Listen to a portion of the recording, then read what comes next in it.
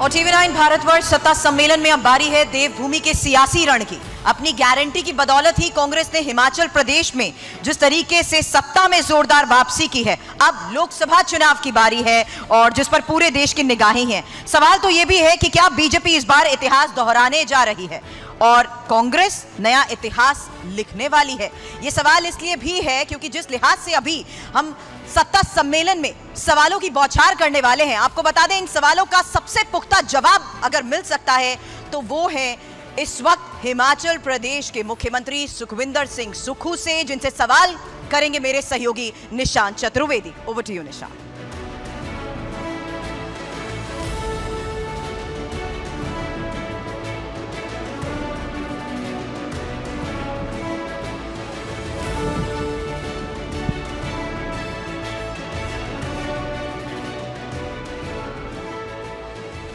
पहले तो मैं चाहूंगा आप सभी लोग जोरदार तालियों से स्वागत करें हिमाचल के मुख्यमंत्री जी इस वक्त हमारे साथ हैं। सर, आपका स्वागत है। बड़े मसरूफ है आप, उसके बावजूद भी आपने समय निकाला, बहुत बहुत शुक्रिया। ये बताइए क्या लग रहा है सबसे पहले चुनावों में? आपका मैं एक स्टेटमेंट पढ़ रहा था, उसमें आपने कहा कि राज्यसभा की 1 सीट के बदले देवभूमि की जनता लोकसभा की 4 सीटें देगी।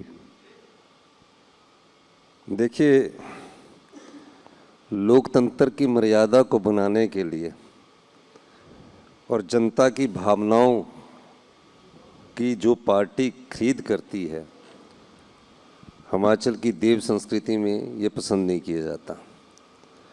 भारतीय जनता पार्टी ने ऑपरेशन लोटस के माध्यम से राज्यसभा की 1 सीट चुराई है। हिमाचल की जनता चारों लोकसभा की सीटें कांग्रेस के पक्ष में और लोकतंत्र की रक्षा के लिए देगी। कहीं चारों में से किसी एक पर कोई टक्कर लग रही है आपको? पहला पड़ाव अभी ख़त्म हुआ है। राजनीति के कई पड़ाव होते हैं, नॉमिनेशन के बाद दूसरा पड़ाव शुरू हुआ है और अंतिम सप्ताह राजनीति की युद्ध भूमि में जो चुनौतियां आती हैं उसका सामना युद्ध की तरह करते हैं तो जीतते हैं। मेरा कहने का मतलब ये है कि पहले पड़ाव में हम उनसे कहीं आगे निकले हैं। तो आप कह रहे हैं कि देवभूमि में अब युद्ध भूमि का पड़ाव आ रहा है, लेकिन एक सीट जिस पर सबकी नजर है, हर कोई चर्चा का, हर किसी के लिए चर्चा का विषय है, वो है मंडी। क्या लग रहा है आपको वहां पर? देखिए, मंडी के अलावा अनंत शर्मा जी लड़ रहे हैं, केंद्रीय मंत्री अनुराग ठाकुर जी लड़ रहे हैं। कौन सी ऐसी सीट नहीं है हिमाचल से जो चर्चा में नहीं है? कंगना रनौत अच्छी हीरोइन हो सकती है, बड़े संघर्ष करके पहुंची है। उन्होंने 1 महीने के लिए हिमाचल प्रदेश में शूटिंग की डेट दे रखी है। 1 महीने के लिए हिमाचल प्रदेश में आई है। उनके जो कहानी है वो भी अच्छी हो सकती है। जो उनके पर डायरेक्टर है जयराम ठाकुर जी, वो अच्छे नहीं होंगे तो फिल्म फ्लॉप होगी। तो कंगना की फिल्म भी राजनीतिक फिल्म फ्लॉप होगी। लेकिन वो तो ये दावा कर रही हैं कि अगर वो जीत गई, सांसद बन गई तो फिल्में छोड़ देंगी, पूरी तरीके से अपने आप को मंडी के लिए समर्पित कर देंगी। देखिए, हिमाचल से कोई एक हीरोइन तो है नहीं, 4-5 हीरोइनें हैं। अब उन्होंने 1 महीने का शूटिंग लोकेशन तय कर लिया कि हमने जाना है, सिर्फ चुनाव 30 दिन का है, उसमें जाके दोबारा आना नहीं है। और ऐसे ही होता है। 7 पठानकोट से सन्नी देओल जी लड़े थे, वो भी ऐसे ही चले गए। तो उन बेचारों को अभी घूमना पड़ रहा है, मेकअप वाली गाड़ी चल रही है, उस क्षेत्र का परिधान पहनना पड़ रहा है, लोगों के बीच नाचना पड़ रहा है।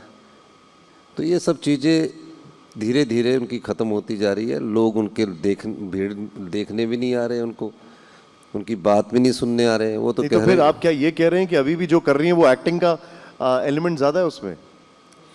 किसका? कंगना जी अभी भी जो कर रही हैं, आपने कहा मेकअप की गाड़ी चल रही है, नाचना पड़ रहा है, अभी भी एक्टिंग कर रही हैं क्या वो?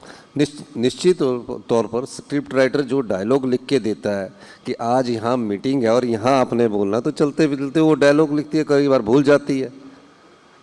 अब तेजस्वी यादव और तेजस्वी सूर्य की शुक्ला साहब ने जो बात की बिल्कुल सही कही।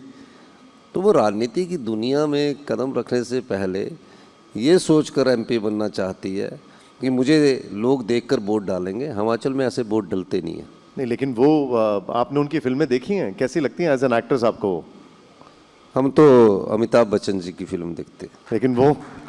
लेकिन वो कहती हैं कि अमिताभ बच्चन के बाद अगर भारत में कोई दूसरा सबसे बड़ा पॉपुलर स्टार है तो वो है। अब स्टार की फिल्म देखता हूँ मैं तो, वो अमिताभ बच्चन है। अच्छा, वो ये भी कहती हैं कि मोदी जी से यूक्रेन और रशिया वाले बात करते हैं, उनकी वजह से वर्ल्ड वॉर रुक गया, वर्ल्ड वॉर 3 रुक गया। अब इन बातों का आप अच्छी तरह जवाब दे सकते हैं। कहाँ अंतर्राष्ट्रीय राजनीति की बात वो कर रही है, लेकिन मेरा मानना है कि कंगना जी पर इतना टॉपिक पर चर्चा करने की आपके चैनल में भी इतनी ज़्यादा जरूरत नहीं होनी चाहिए, क्योंकि वो स्टार हो सकती है पर राजनीतिक स्टार नहीं हो सकती है। राजनीति की दुनिया में हमने अपना टॉप हीरो खड़ा किया है वहाँ मंडी संसदीय क्षेत्र में, उससे जीतना मुश्किल है उनका। चलिए ठीक है, उस सीट की लेकिन जिक्र जरूर करूंगा मैं आपसे। विक्रमादित्य जी की बात कर लेता हूँ, वो काफ़ी नाराज चल रहे थे बीच में, क्या उनको सब मना लिया गया है, सब ठीक हो गया है? देखिए, मनाया था, चुनाव भी लड़ रहे हैं और चुनाव जीतेंगे भी। अच्छा, दिक्कत क्या है? ऐसा लगता है कि बहुत ज़्यादा नाराज़गी है। विक्रमादित्य नाराज़ थे, कई लोगों ने क्रॉस वोटिंग में हिस्सा लिया, फिर प्रतिभा जी वो भी नाराज़ थी, वो कहती हैं कार्यकर्ता नाराज़ हैं, उनका ख्याल नहीं रखा गया। हिमाचल कांग्रेस में सब ठीक नहीं है क्या?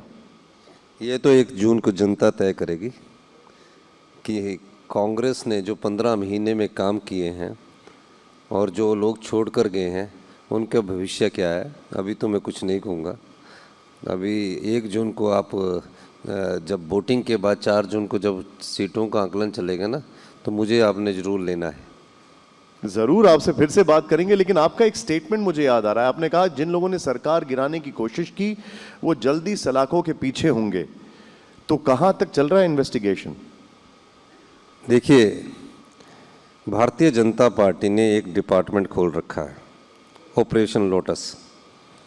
उस डिपार्टमेंट में हर बार वो अपने एक राज्य को मोहरा बनाते हैं। महाराष्ट्र में बनाया, कर्नाटका में बनाया, गोवा में कांग्रेस की सरकार को बनाया, कई जगह बनाते हैं। और मैं दावे के साथ कह सकता हूँ जितने भी विधायक और हमारे क्रॉस वोटिंग की है, वो ऐसा नहीं कि 14 महीने में उनकी अंतरात्मा ने जवाब दे दिया। कहीं ना कहीं धन आत्मा का बहुत महत्वपूर्ण रोल इसमें है। लेकिन तो सलाखों के पीछे क्या आप भेजेंगे? FIR दर्ज है, इन्वेस्टिगेशन काफ़ी आगे बढ़ चुकी है और हमारी लड़ाई लोकतंत्र को जिंदा रखने के लिए भी है, भू माफिया के खिलाफ और खनन माफिया के खिलाफ, नशाखोरी माफिया के खिलाफ भी हमारी लड़ाई है और इसमें हम सफलता प्राप्त करेंगे। 3 फेज में हम देख चुके हैं चुनावी प्रक्रिया, वोटिंग जो है वो समाप्त हो चुकी है, लेकिन हम देख रहे हैं चाहे वो प्रवक्ता हो या ग्रास रूट के नेता, वो छोड़ कर कांग्रेस बीजेपी में जा रहे हैं। क्या कहेंगे आप? ग्रास रूट का नेता बताएंगे मुझे आप कौन छोड़ के? लवली साहब ग्रास रूट के नेता हैं, संजय निरुपम ग्रास रूट के नेता हैं। देखिए, मेरी बात नहीं है, 2 चीज़ें हैं। ये थे, पास्ट हो गया, 15 साल पहले थे। वर्तमान के नेता बताइए, ये पास्ट था 15 साल पहले। अशोक चौहान, देखिए अशोक चौहान जी ने तो राज्यसभा खुद कहा कि मुझ पर बहुत प्रेशर है, उस प्रेशर के तहत उन्होंने पार्टी छोड़ी और हमारे राष्ट्रीय नेताओं को भी उन्होंने बताया कि मैं अभी रह नहीं सकता। तो किस प्रकार का प्रेशर होता है आप जानते ही है। जो सत्ता का दुरुपयोग करके सत्ता हथियाना चाहते हैं, उसमें कई प्रकार के प्रेशर्स ग्रुप्स के द्वारा प्रेशर डाला भी जाता है। ED का प्रेशर होता है, CBI का प्रेशर होता है, ये सब चीज़ें चलती है। लेकिन एक बात बताइए, जो लोग कांग्रेस छोड़ के जा रहे हैं, क्या आपने उनको काला नाग कहा था? देखिए, मैंने तो हिमाचल के जो 6 विधायक थे उनको मैंने काला नाग भी कहा था, उनको मैंने बिके हुए भी कह रहा हूँ और वो है भी बिके हुए हैं। और उनके खिलाफ हमने वो प्रत्याशी दिए जिनकी स्वच्छ छवि है। और बरसाती मेंढक किसको कहा था आपने? नहीं, देखिए बरसाती मेंढक तो उन्हीं को कहा था, क्योंकि 1 महीना वो हिमाचल की सीमा के बाहर नहीं आते हैं। कभी पंचकुला के ललित होटल में रुकते हैं, फिर वहाँ से निकलकर ऋषिकेश चले जाते हैं, फिर वहाँ से निकलकर दिल्ली के गुड़गांव के हयात होटल में रुकते। 1 महीना तक वो क्यों नहीं आए? अपने परिवार से नहीं मिल सके। ऐसी तो कोई हिमाचल में ऐसी स्थिति नहीं होती कि उनको कोई गलत बात करेगा उनके साथ, क्यों नहीं आए? और निश्चित तौर पर जो कांग्रेस की पार्टी की विचारधारा और हाथ पर चुनाव चिन्हकर आते हैं, वो अगर पार्टी के साथ धोखा करते तो उनको क्या कहना पड़ेगा, यही कहते हैं हम। जो आपके ऑपोजिशन में बीजेपी के प्रदेश अध्यक्ष हैं वो कहते हैं कि आपकी सरकार नॉन सीरियस है, कॉमेडी करती है। मैं बात राजीव बिंदल की कर रहा हूं। उनकी बात का क्या जवाब दूं मैं? राहुल गांधी अमेठी से चुनाव नहीं लड़ रहे हैं, रायबरेली से चुनाव लड़ रहे हैं, जो कि कांग्रेस के लिए एक बड़ी सेफ सीट कही जाती है। पीएम कहते हैं कि डरो मत, भागो मत। राहुल गांधी जी राष्ट्रीय नेता है, वो देश की एकता और अखंडता में विश्वास करते हैं।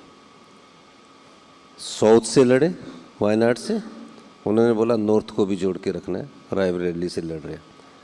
तय लोकतंत्र में जनता करती है, कहीं से भी लड़े। तो इसलिए इन बातों पर कि दौड़ो मत, भागो मत, ये स्टैंडिंग स्लोगन्स होते उस समय चलते हैं चुनावों के वक्त, कई बातें आती है चुनावों के वक्त। तो राहुल गांधी जी को लोग पसंद करेंगे ना। अब मोदी जी वायनाड से, अगर साउथ से, केरला से लड़ेंगे तो देखते हैं कि चुनाव जीतते कि नहीं जीतते। उनको तो लोग पसंद कर रहे, तब लड़ रहे, नॉर्थ से भी लड़ रहे, साउथ से भी लड़ रहे।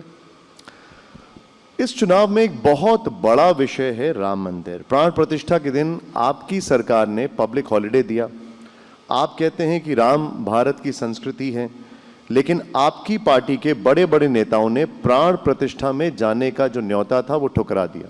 ये दो अलग अलग चीजें। देखिए, राम मंदिर हिंदुस्तान की संस्कृति और हिंदुस्तान के आराध्या भगवान है। उनके आदर्शों को अपनाने की जरूरत है इस देश में। उनकी प्राण प्रतिष्ठा में सब लोगों ने अपने घर में पूजा भी की। ये नहीं कि मंदिर में जाकर ही हम हिंदू संस्कृति को देख सकते हैं, बढ़ा सकते। मैं खुद वहाँ था प्राण प्रतिष्ठा के समय, अपने घर में मैंने प्राण प्रतिष्ठा करवाई। मंदिर में जाके होता है। उन्होंने राम मंदिर का न्योता नहीं ठुकराया, उन्होंने भारतीय जनता पार्टी के द्वारा दिया गया न्योता ठुकराया। जिस दिन वो उनको संत बुलाएंगे, हमारे पुजारी बुलाएंगे, जाएंगे, और हम जाते भी हैं। लेकिन सुकू जी, एक नैरेटिव आपकी पार्टी के लिए शुरू से बन रहा है कि आप राम को काल्पनिक बनाते हैं, राम सेतु को क्वेश्चन करते हैं, आप सनातन विरोधी हैं। ये एक नैरेटिव शुरू से बन रहा है और इन चुनावों में हम देख रहे हैं और इसको हवा दी जा रही है। ये भारतीय जनता पार्टी वाले और आप जैसे साथी बना देते हैं, छोटी सी स्टेटमेंट को उठाकर पूरा दिन चलाए रखते हैं। मेरा मानना ये है कि राम ने राजपाट के आदर्श स्थापित किए थे। नहीं, लेकिन आप भारतीय जनता पार्टी उन आदर्शों के तो बिल्कुल विपरीत चलती है। जो 24 घंटे पहले तक कांग्रेस में रहे और कांग्रेस छोड़कर बीजेपी जाते हैं, वो खुद ये बात बोलते हैं कि हमें सनातन विरोधी बनाया जा रहा है, मंदिर का विरोध करने के लिए बोला जाता है। वो खुद बीजेपी में जाके ये बात बोल रहे हैं जो कांग्रेस के नेता है। देखिए, कांग्रेस पार्टी कभी इन चीज़ों पर विश्वास नहीं लगती। खुद तो वो कभी राजनीतिक रूप से अपना स्थान भारतीय जनता पार्टी में प्राप्त करने के लिए इस प्रकार की बात करते। मैं मुख्यमंत्री होने के नाते मैंने पूरे दिन राम की छुट्टी की, जबकि भारतीय जनता पार्टी की केंद्र की सरकार में आधा दिन की छुट्टी थी। ये तो मैंने बोला आपको। हाँ, तो मैं यही कह रहा हूँ। तो अब जो नेता बोलते हैं, जब किसी ने कोई पार्टी छोड़नी होती तो उसकी बुराई करेगा ना, दूसरी पार्टी वाली को अच्छा वो लगेगा कि वो कांग्रेस की बुराई करके भारतीय जनता पार्टी में जा रहा है, भारतीय जनता पार्टी से आने वाला भारतीय जनता पार्टी की बुराई करेगा। ये चुनावों के वक्त ऐसा चलता है, ये कोई पहली बार नहीं है। आपके अनुसार अभी बड़े बड़े मुद्दे क्या हैं? हमारे अनुसार सबसे बड़ा मुद्दा बेरोजगारी है। 2 करोड़ लोगों को रोजगार देने की जो लोग बात करते थे, आज 36 लाख नौकरियां सरकारी केंद्र के कार्यालयों में खाली पड़ी है। देश को जो जाति और धर्म और क्षेत्र के नाम से बांटने के बात हम लोग जो करते हैं चुनावों के वक्त, उससे देश की संस्कृति मजबूत नहीं होती। ये वो देश है जिससे कई धर्म निकले, ये वो देश की संस्कृति है जिसने कई धर्मों को जन्म दिया, चाहे वो बुद्धिज़्म है, चाहे सिखिज़्म है, चाहे जैनिज़्म है।